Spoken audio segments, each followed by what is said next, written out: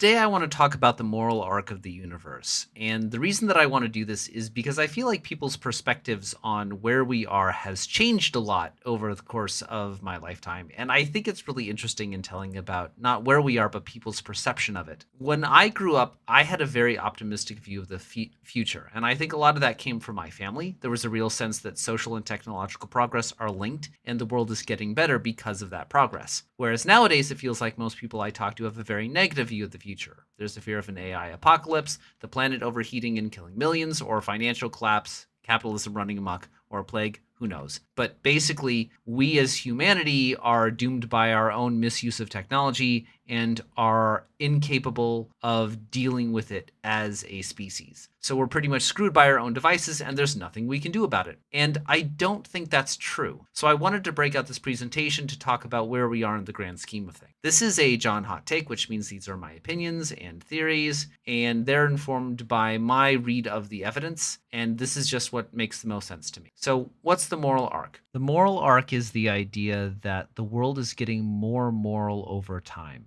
Coming kind of from a quote by Martin Luther King Jr., he's not the first person to say it, but he's kind of the person who made that idea famous in modern memory. So what is the moral arc? It's going to confuse people to have someone say that the world is getting better and the moral arc is bending towards justice when things appear to suck so much. And that's kind of understandable. If you're a liberal, you might think that there's a lot of terrible people in the world leading other terrible people to do senseless acts of violence while everyone else stands around and does nothing. Or you could be a conservative who sees terrible people leading other terrible people, undermining the social and moral fabric of our society. So if we want to figure out if the moral arc of the universe is a thing, maybe we need to look at suckage, which is, you can think of that as maybe the change in suck over time, and maybe morality is going down because of politicians or because people don't believe in God or they're playing too many computer games, who knows. But either way, things are looking bad. But a lot of that is just based off of your perspective of things. In the grand scheme of things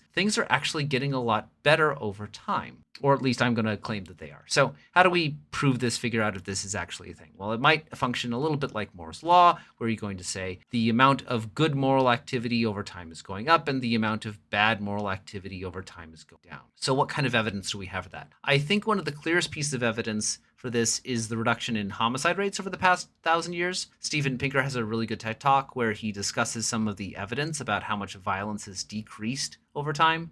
This is a graph that shows the rate of homicides per 100,000 people, which is the way that you normally measure this kind of thing. It's difficult to really get a sense of what the per capita murder rate was in the 1300s. You have to spend a lot of time in old grave sites determining causes of death and then trying to figure out if those bodies that you dug up and figured out the cause of death for are really representative of the larger population. It's kind of difficult to make these measurements, and there are criticisms in terms of the way that these calculations are made. But I think overall, most all of the data points towards a very similar picture, which the amount of murder per capita in ancient human history is much higher than it is now. There are other graphs that kind of paint various complications on this perspective. This graph puts World War II, the Holocaust included, on par with the 30 Years' War, for example. But this graph only goes back to the 1400s and focuses on conflicts, not homicides. If you look at the base homicide rate going further back, there's a pretty clear trend where the average murder rate is continually going down. That's not to say that there aren't incredibly violent modern cities. I happen to live in one of them. But most of these violent cities are able to get there with the help of guns, and they don't even compare to what ancient Europe was able to do without guns. The theory is that while individuals may need violence to solve their differences, a powerful government that has a monopoly on violence allows societies to use laws to resolve disputes peacefully. As civilization took over the world, the amount of murder went down. There's evidence that the homicide rate in modern indigenous tribes is significantly higher than their neighboring communities. I don't want to rely on this too much because a large component of indigenous violence has to do with discrimination, leading to poverty, leading to, of course, violence. But I think another component of this that shouldn't be ignored is how individuals resolve disputes. If your neighbor is really annoying you, do you feel like you need to go next door and deal with it personally, possibly while carrying a weapon to convince them to stop? Or are you going to stay home and let the police sort it out? This has a big impact on the murder rate. The same principle actually, I think, applies at the international level. In our current century, global trade and international laws haven't eliminated, but have definitely reduced the levels of state versus state violence. Countries are financially encouraged to cooperate and are increasingly given nonviolent ways of resolving disputes. And you can see that in the numbers. So not only would World War II have been considered an average violent year in the 1300s from a population perspective, but to us today, it seems an impossibly high level of violence that we can't imagine repeating, right? So World War II would have kind of been an average year for homicides in the 1300s, which is kind of crazy to think about.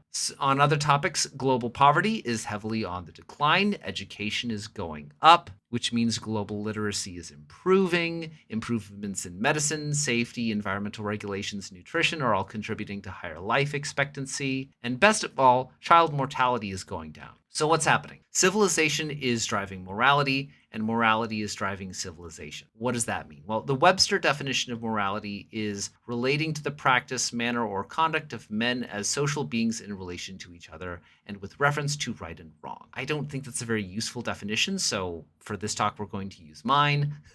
I'd like to define morality as the set of values which allows a society to survive. So if I want to tell the story of the moral arc of the universe, I can't just focus on the history of humans. After all, we're only a very small part of the picture. I need to look at what sorts of behavior an organization has allowed life to survive throughout natural history. And from the very beginning, one of the best strategies for getting ahead is cooperation. Compared with single-celled organisms, multicellular organisms can eat more, store more, defend more, and grow more as a group than they could as individual cells. Plus, cells can specialize, giving the group a competitive advantage. Groups of animals get similar benefits. Pack hunting, group defense, specialization, and the ability to tackle larger enemies all give social species huge competitive advantages. Humans are no exception. Millions of years later, we still band together for defense, food, and specialization. You can have doctors, architects, soldiers, and craftsmen in a society where you can't if everyone has to do their own farming. But when humans get together,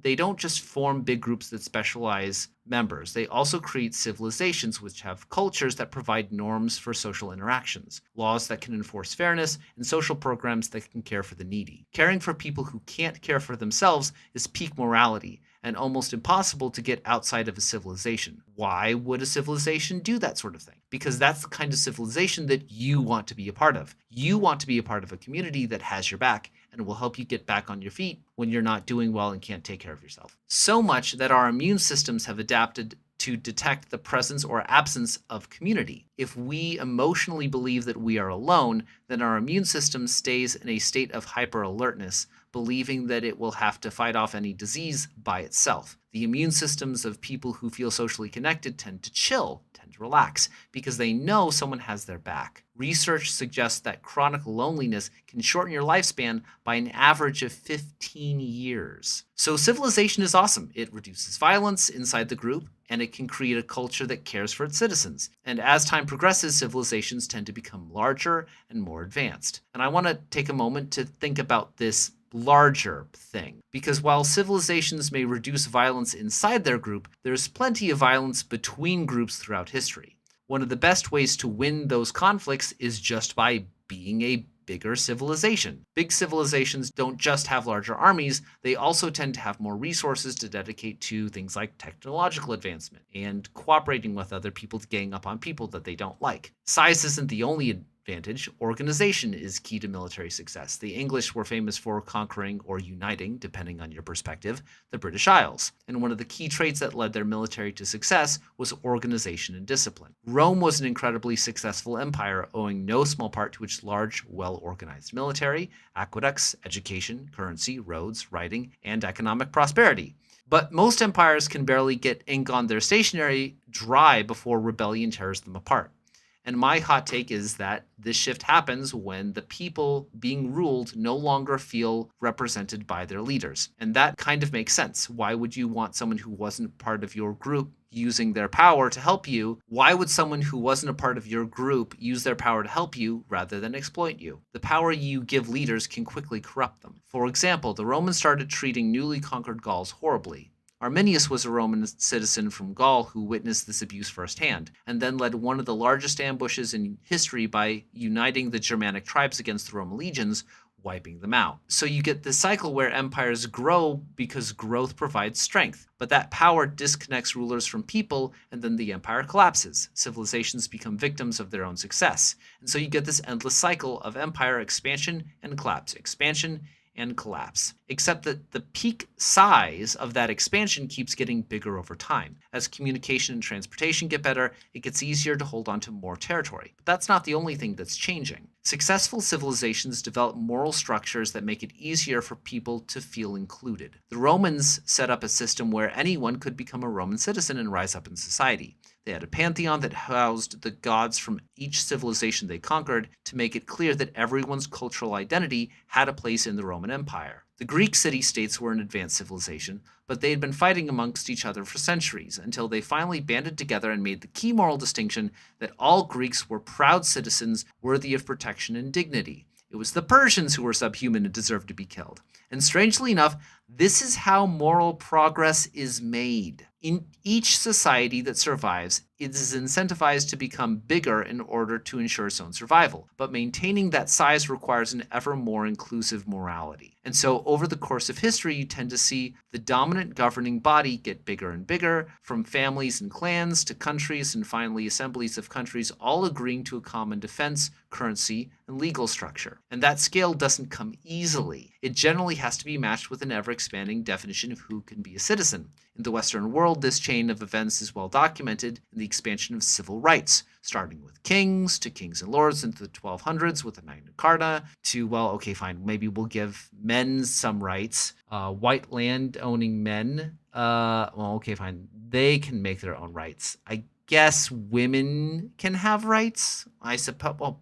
maybe, okay, fine, black people can kind of have rights. Gay people have rights? Really? So now you have this slow expansion of who gets counted as a person. The moral development allows for larger and more diverse groups of people to feel included and thus be incorporated into society. And this can go on until some lunatics start believing that the circle of rights and dignity includes everyone. To recap, being a part of a civilization gives you a competitive advantage. Civilization drives and is driven by morality. Moral progress is made by including more people into your group, and group expansion works because it also conveys an advantage, forming larger groups. So if this civil rights expansion is so useful in the development of powerful societies, why is it so hard to do? Why is humanity so stubborn about needing to keep someone on the outside? Why do we have to have a them? And I think the answer is, strangely enough, morality. Remember, the morality is the set of values that allows a society to survive. And Jonathan Haidt does an excellent job of identifying the 5 core pillars of morality. These pillars are group loyalty, respect for authority, purity, care for others, and fairness. Each of these pillars has an important function. Group loyalty lets you protect your civilization from other people who would try to undermine it. Respect for authority gives you the ability to organize. It forces everyone to work for the group even if they don't want to. Purity helps keep disease and illegitimate children at bay, while caring for others allows you to directly care for group members. And fairness makes sure that everyone feels like they're an equal member of society, and it reduces corruption. What's interesting is that liberals care about caring and fairness, while conservatives generally care about all 5 of these pillars. And this is why Jonathan Haidt's research is so interesting, because the more conservative you become, the more you value these pillars equally. For extreme conservatives, being loyal is as important as being kind, while extreme liberals are more likely to think that loyalty is a sin if it ever undermines fairness or compassion. And throughout history, civilizations have needed both of these pillars to function. The world is filled with other groups of people who wish you direct harm, and might get very creative at inflicting it, while liberals will recognize that the world is filled with trading partners and friends who might help you build larger, more effective civilizations.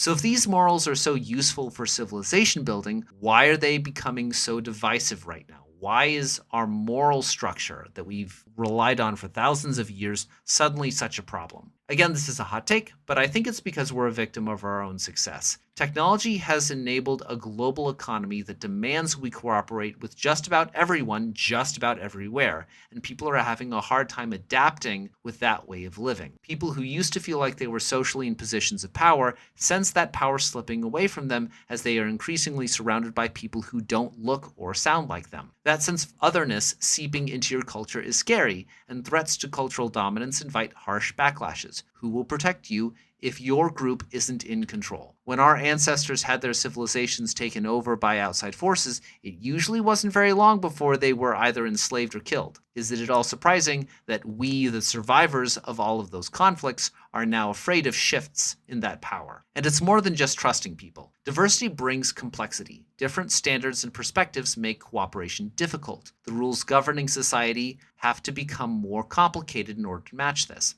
Think about the accommodations that have to be made for the handicapped or the blind. Translators need to be available for people who speak different languages. Special dining accommodations have to be made for people with religious dietary restrictions.